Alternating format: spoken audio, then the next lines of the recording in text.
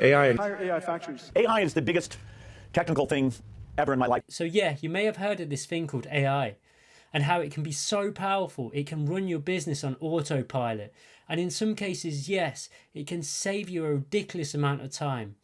But if you use it in the wrong places, AI can also wreck your customer service, leak sensitive information, automate broken processes, and make your business sound like any other company online. This video is not AI bad. It's not an anti-AI video. Cancel all your subscriptions now. It's about where AI can go wrong for businesses and knowing these points, how you can avoid it. Let's cover 5 points where AI can slow and prevent the needle moving for your business. One of the easiest ways to get AI wrong is starting in the highest risk place. I've got a hierarchy of implementations in a triangle. I'll cover that later. But there's countless horror stories where businesses get it wrong and they start with the highest risk activity first, which is putting AI in front of your customers. I won't show you all the examples where businesses have got it wrong because there's so many, but here are some of my highlights. There was a viral example of a McDonald's support bot being pushed completely out of its lane. So not only could you order your chicken nuggets from it, you could also make you a website. A user was able to make the chatbot answer coding questions for him. This is funny when it's somebody else's chatbot, especially McDonald's, but it's not as funny when it's your business and your customer journey and your brand sitting on the screen. Here's another example. Virgin. It's the kind of brand name that teenage boys have been giggling at for years, and now chatbots have the exact same humour. When a customer asked about merging 2 Virgin ISA accounts, a chatbot seemed to treat the word virgin as inappropriate language and close the customer case. Again, funny as a screenshot, not funny if it's your business, that you've spent years building customer trust only for the first interaction of a bot telling you you can't use your own customer's name. This is why there's a pyramid of risk when integrating AI in your business. At the bottom you have low internal use. This is stuff like operations flows, internal dashboards, reporting. Nothing customer facing, nothing serious. So the next level up would be AI automations linked with sort of internal business data, whether you're connecting with an MCP or you're copying and pasting stuff from your CRM. It's important at this layer that all your employees are on business plans to make sure that your customer data is not being trained on future models. Next is quite a sticky one. It's AI influencing decisions. This is where you're asking for business advice. You're asking back and forths about what you should do. This is quite a risky one, and I will cover it later in the video as why. So next we've got AI taking action. This stuff can be slightly more risky. This is stuff like reading, writing and editing in your CRM. It's probably adding dates to people's calendar just with more read access. So this is the stuff you've really got to start to watch. At the top of the pyramid, you've got customer facing and high risk customer facing activities. That's stuff like banking and stuff. I just split it into 2. This is pretty self-explanatory of why it's the highest risk, and it's why I provided the 2 examples prior. This is because AI systems can still be pretty unpredictable. They can hallucinate in areas where you need them to be extremely accurate and work correctly for the customer. This area also requires quite a bit of knowledge within the business, so everyone should be trained up and they know exactly what they're doing.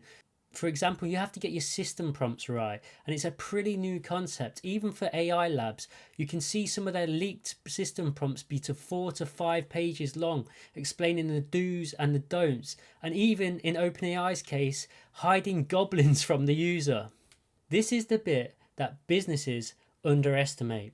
They have fought so hard and paid so much money to get that customer either to their website, their support page, their chatbot or their support channel. Then for the first experience of a bot to misunderstand them, gives them a weird answer, blocks them from asking questions, or wanders into something completely unrelated. If your company's just starting out, you've probably not developed the skills yet to be working in the high risk areas for AI. Start behind the scenes, put AI where it saves the time without putting your customer experience at risk. Then once you've mastered that and your team's getting more experience, you can slowly move up the hierarchy of risk and move closer to the customer if you need to, as you don't always need to. Imagine if every business owner in the country hired a strategy consultant.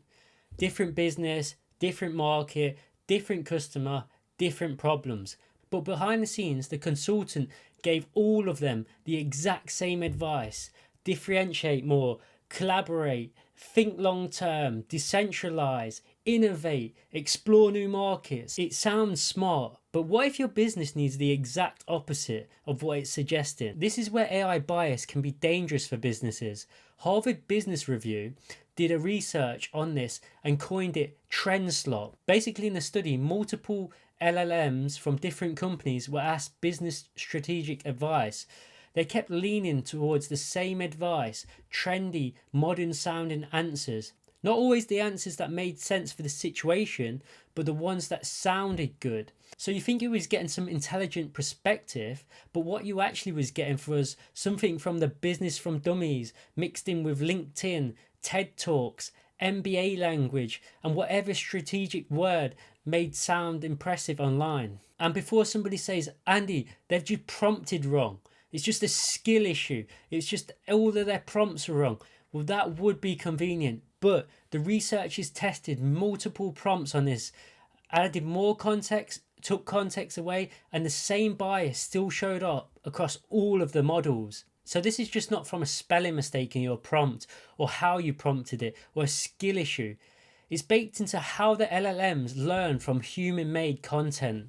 So be careful when asking AI for business strategic advice. My best advice would be to use it to explore options, use it to challenge your thinking, and use it to argue both sides. Don't let it quietly steer your business to whichever direction sounds more fashionable, because you might think you're making a strategic decision, but you're just being pushed towards the direction of the average opinion on the internet. You might think you're getting great strategy advice, but you're really getting an average opinion. Another way businesses are getting AI wrong at the moment is treating it like a universal solution. They're leaning into the hype bros on Twitter saying AI will solve this problem, this problem. Does your business have a cost problem? Use AI. Does your business have a margin problem? Use AI. Do you have a slow team? Use AI. Have you missed earnings? Use AI. This is why I found the Coinbase story quite funny. They announced they were cutting 14% of their job, about 700 staff, as they were becoming more AI native. So AI native is the new term, especially for big corporations.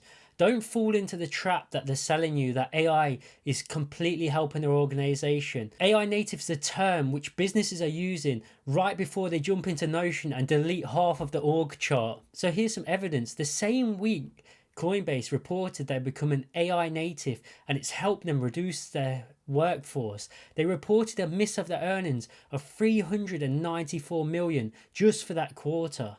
And to be fair, the losses were mainly tied to the crypto downturn and investment losses. But that's the point.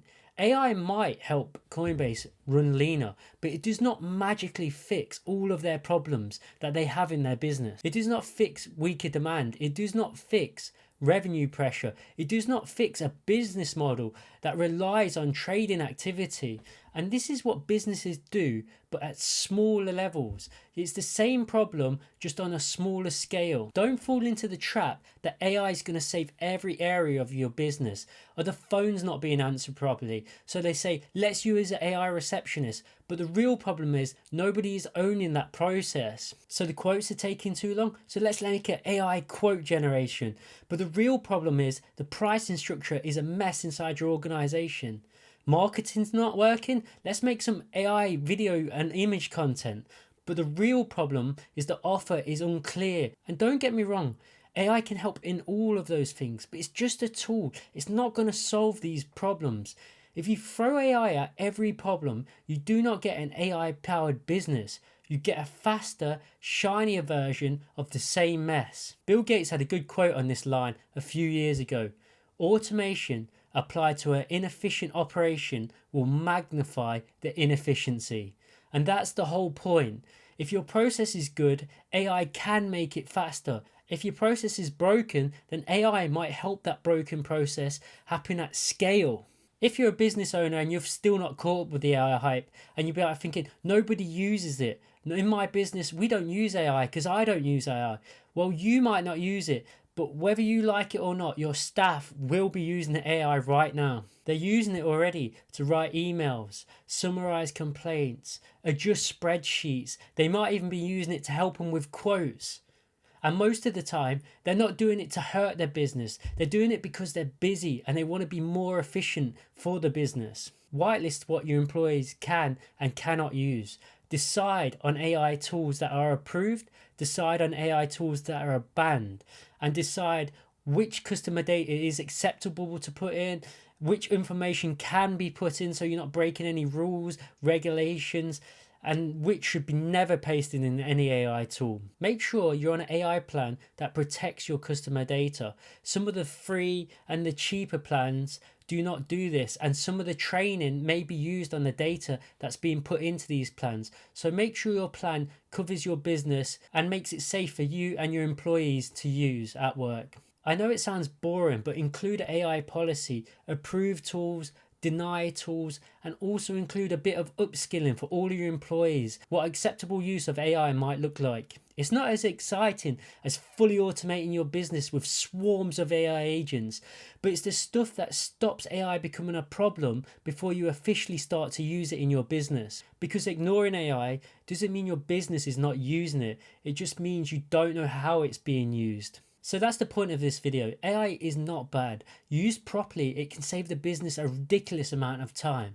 But if you use it in the wrong places, with no rules, no workflows, no testing, and no idea what happens when it gets something wrong, it can create a mess very quickly. So if you run a business and you're thinking, our team is already using AI, but we don't know how to use it efficiently or correctly. Or if you're thinking, we want to use AI in the business, but we have no idea where to get started. Well, this is exactly what my agency helps with. If you want to book a one-to-one strategy call, I will leave a link in the description. Thanks for watching. Please subscribe.